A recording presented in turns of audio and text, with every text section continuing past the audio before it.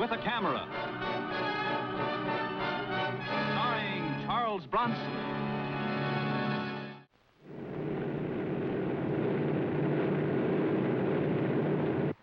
Edwards Air Force Base, where the United States Air Force tests its hottest aircraft, the jet-powered X-planes.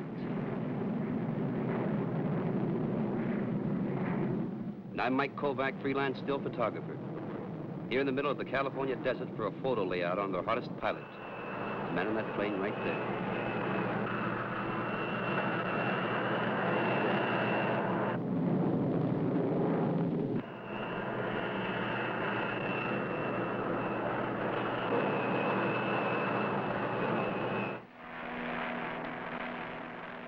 Major. Major Dixon?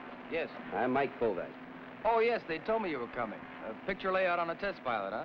That's right. In fact, I've already started. Got the most exciting shots first. Oh, I think you'll find the most exciting part is up there, when they release the ship from the B-50. I'm going up again in a couple of days, and you're cleared to go with me. In the mother plane, that is. Oh, you had me worried for a minute. What can I do to help in the meantime? Nothing. Just let me tag along for the next couple of days. Sure. You know, frankly, I'm more interested in photographing the man than the equipment. You're a special sort of a guy, Major. The only thing special about me is my fiancé. You'll have to meet her. I'd like to. Maybe I can buy my way into one of your dinner dates, photograph the two of you together. You know, tomorrow or the next day. Fine. Have to be a late afternoon dinner, though. My day starts at 4 a.m.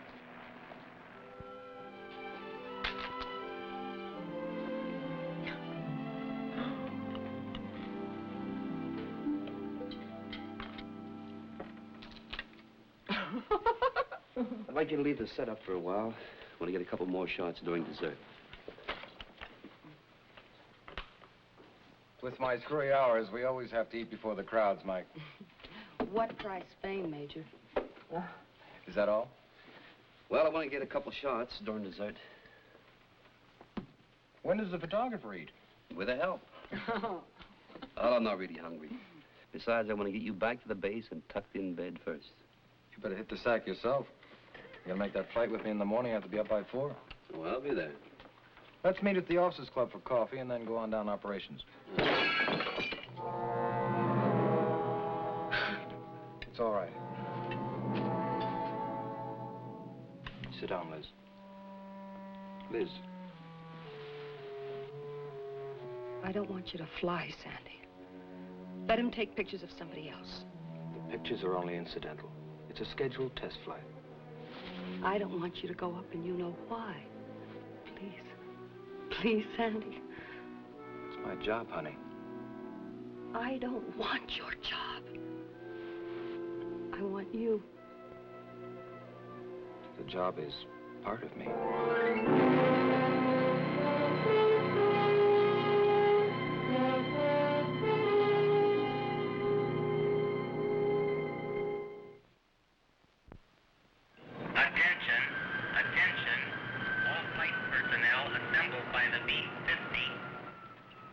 Well, you see, way up there, there's hardly any atmosphere. The aircraft doesn't handle in the ordinary sense. Thrust and direction come from the rockets. Today, we're going to try a slightly different fuel composition. You going to try for a new altitude record? Well, that's not the purpose, but if it happens, it happens. This plane's already been in excess of 120,000 feet, but I still think it's got a little more in it. What do you say, Mike?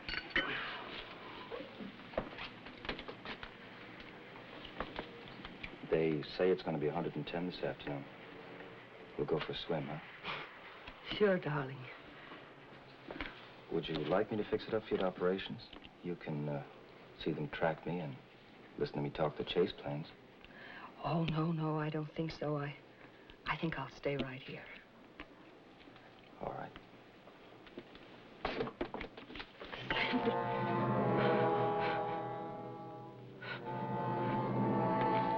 I'll see you later.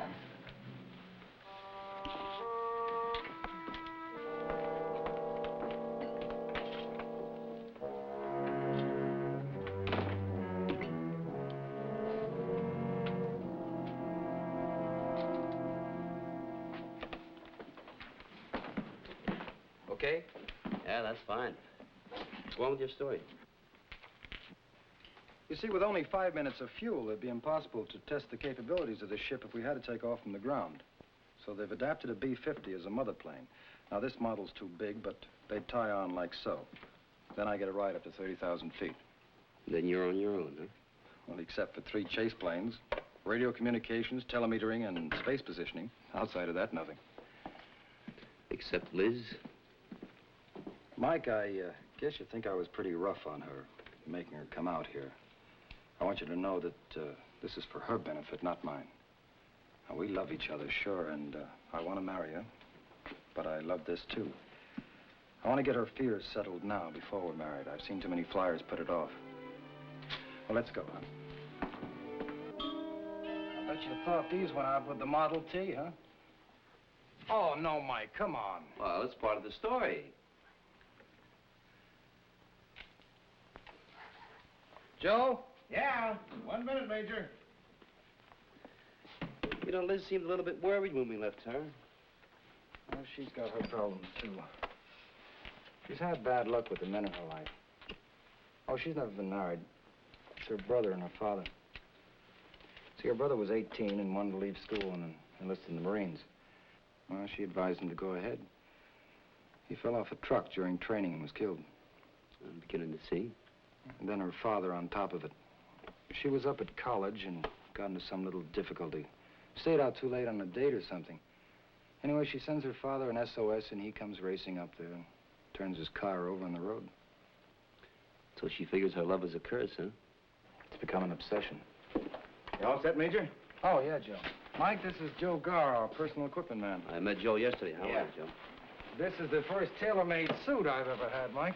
Yeah, it's got to be fitted to a 1/4-inch tolerance all around. Else I don't stay in one piece up there.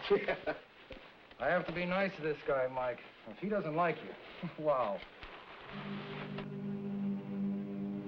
Mechanics have been working for hours, getting the X-2 slung into place beneath the giant B-50. Getting the X-ship fueled with liquid oxygen and alcohol.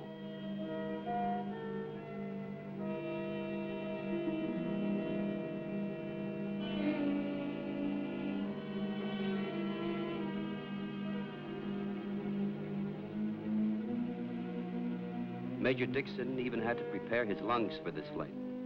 It is called pre-breathing. For an hour, he had to put oxygen into his system and force nitrogen out.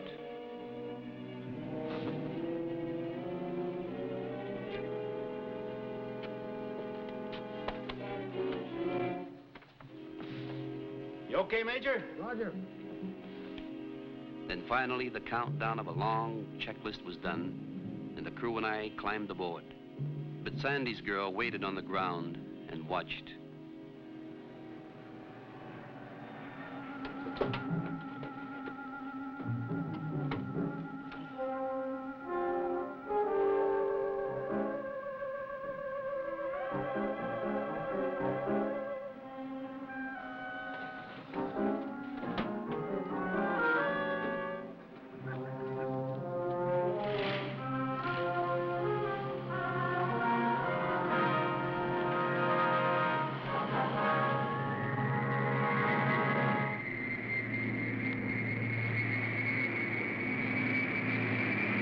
Southwest 7, clear for takeoff.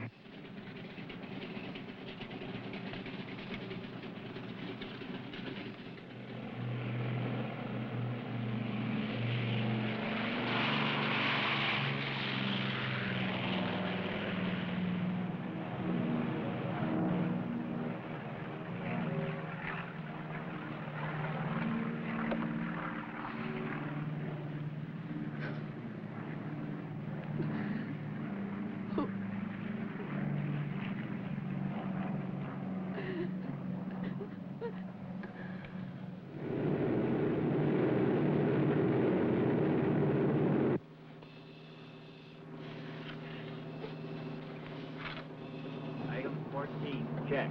Launch panel camera on. Ready for cockpit, check speed. Okay, Dad. Oxygen pressure normal. System switch on. Pressure demand regulator on. Check. Emergency temperature off. Off. Check. At 30,000 feet, Sandy went to his X-ship, hanging in the converted Bombay. and got into the cramped pilot's compartment. Shooting my pictures from the Bombay door, I was just above Sandy and would be directly over his line of flight when he was released from the mothership. They lowered the plastic canopy over Sandy. 4, 3, 2, 1. Okay, come on. And away he went.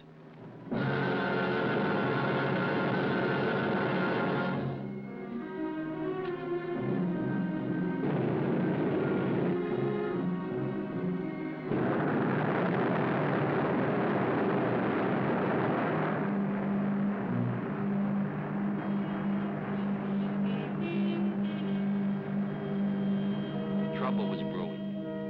I was too inexperienced to realize it, but the men in the plane and the trackers on the ground knew that something had gone wrong. Captain Shaler wants to talk to you.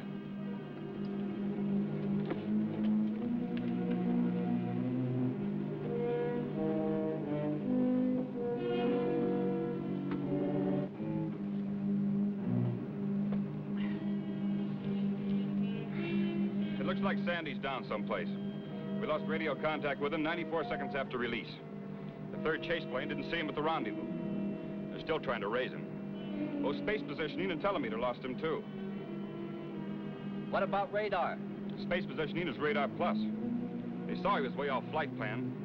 He was in almost a vertical dive when they lost him. What chance has he got?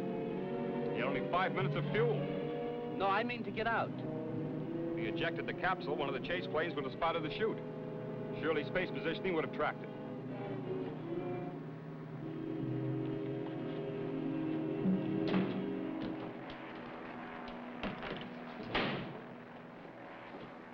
We'll try air operations. Yeah, I'll wait. Yeah? Well, what about the choppers? All of them? Yeah. Well, let me know the minute you hear something. Good. Is there any word yet?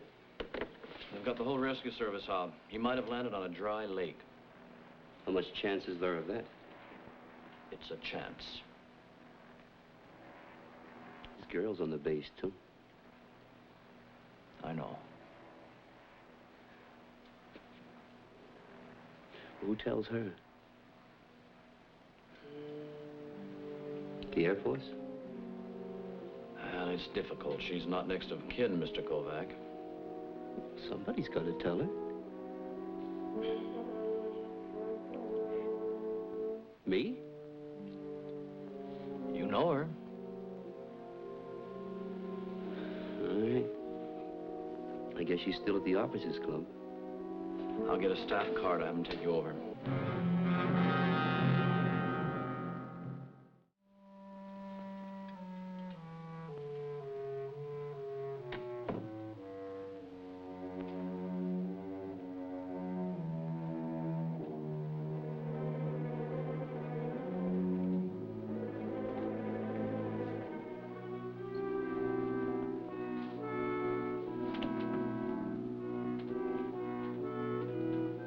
Dead, isn't he? Liz, he's down someplace, lost. He's dead. You know, they have the rescue service out.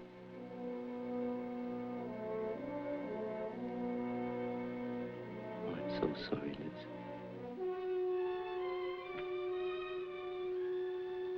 So am I.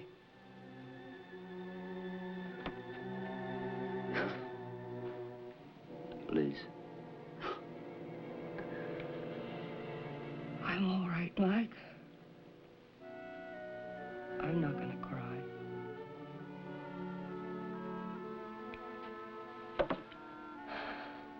I cried last night, all night. And I cried after he went up. It's getting so I can do my crying in advance.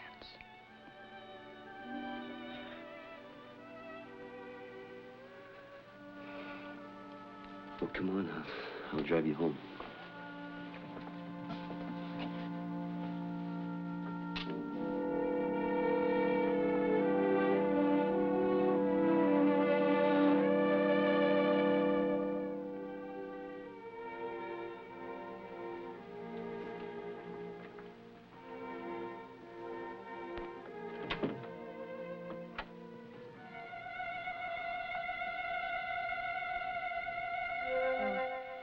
thank you very much, Mike. You've been very kind.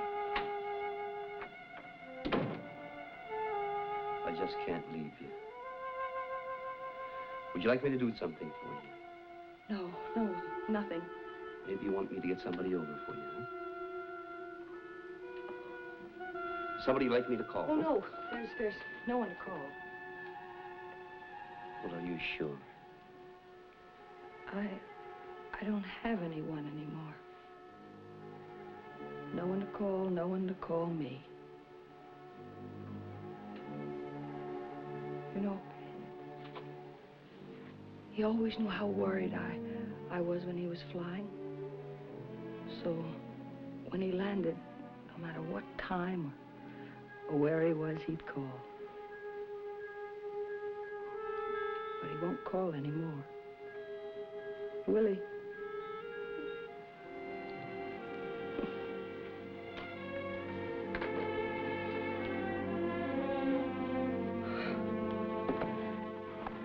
Liz, Sandy told me about you and your family. Well, you mustn't think that this is all your fault. You're not to blame. Mike, if it happened once, it could have been an accident. Twice a coincidence, but 3 times. It's me. It's me. Now, I'd like to be alone. I want you to go, Mike. Well, I just can't leave you alone. All right. If you really think I need somebody, my neighbor is Mrs. Burns. She's down the hall, apartment 602. Mrs. Burns? Yes, Mrs. Burns. All right, I'll let him know.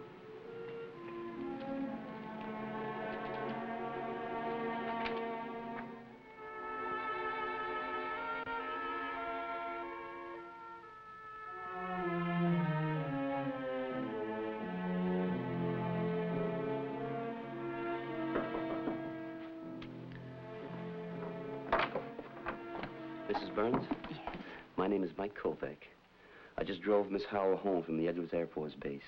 Her fiancé was in an aircraft accident this morning. The Major? Yes. Was he killed?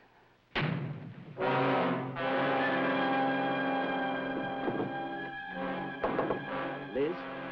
Liz? What's happened? Liz, open up. I'm afraid of what she might do. Does the manager have a pass key? I don't know. Please, Liz. Is there another door? No. You can look in through our apartment. It's right across the way.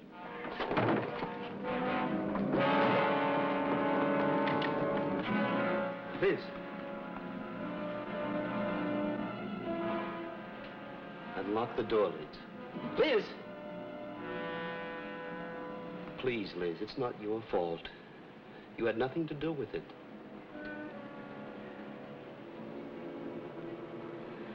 Do you understand me, Liz? Shall I call the police? Not yet. Liz, you've got to think this over. It's not your fault. Now, please, close the windows.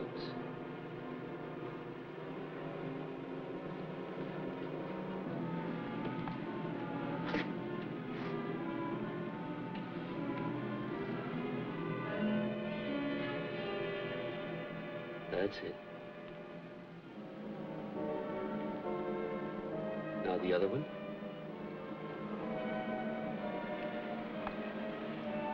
Close it. Wait, Liz! How do you know he's dead?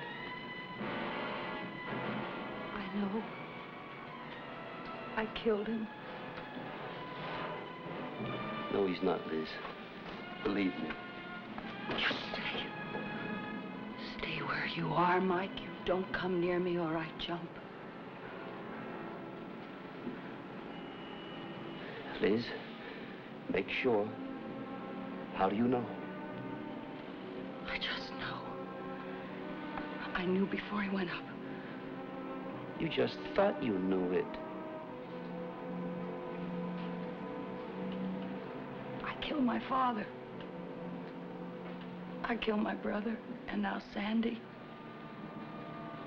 I don't want to take any more lives. Well, listen. Give it 24 hours. A day. Find out. Hey, what is this? tenants calling up, people hanging out of windows. Stay in there. Listen, the manager's away and I'm responsible. You stay in there. I've got to stop causing trouble. I've got to stop causing trouble. No, you're not, Liz. Liz, baby, he's alive. Don't you want to know? He needs you. Listen, I'm responsible here. I gotta call the cops. Where's the phone? Don't you do that. She might try to jump. What do you think she's gonna do anyway? Don't call.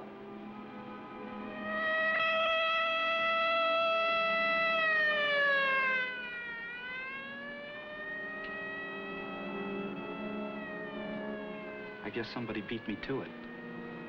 Listen, you go stand by her door. Don't let them break it down, you hear? We'll go. I just cause more and more trouble. Oh, no, Liz, there's just a fire someplace. No, there's no fire. It's me. It's me, and I don't want to cause any more trouble, Mike. Mrs. Burns? Where's your phone? In the bedroom. You know her number? Well, look it up. Or ask information, but call her and let the phone ring. Let it keep ringing.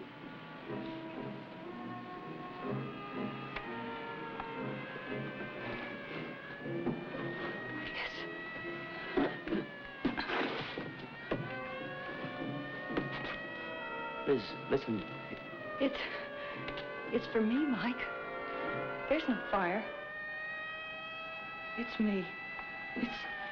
It's just me. Give it a day. Just 24 hours. Maybe there's a chance. I'm sorry, Mike. Liz, listen to me, please. I'm very, very sorry.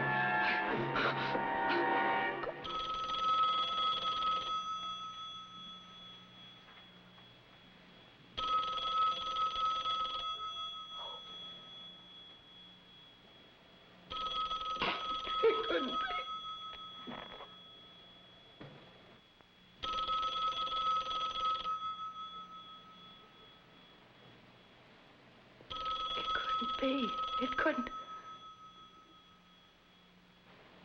Who else could it be? I know he's dead. Well, who would call? Nobody would call. You told me that. It's easy to find out.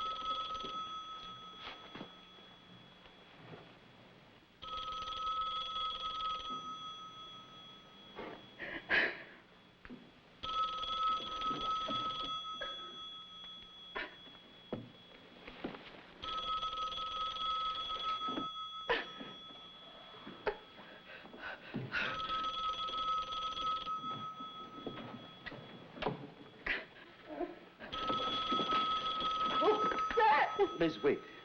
It's not Sandy. Give it to me. Please, please.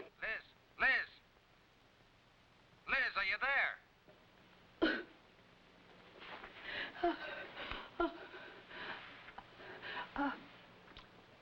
Sandy, are you all right? Oh, the electrical system failed. I didn't have any radio, so I went way off course. Oh, Sandy. I was so scared. Darling, you're not hurt? No, I set it down on a dry lake and waited for the helicopters to find me. Honey, I hope you didn't have too rough a time. Well, I did, but Sandy, I'm all right now. Nothing's ever gonna bother me again. It is. It's all right now. I can't get this number. It's been busy since I tried. I really am. Just come home. Come home.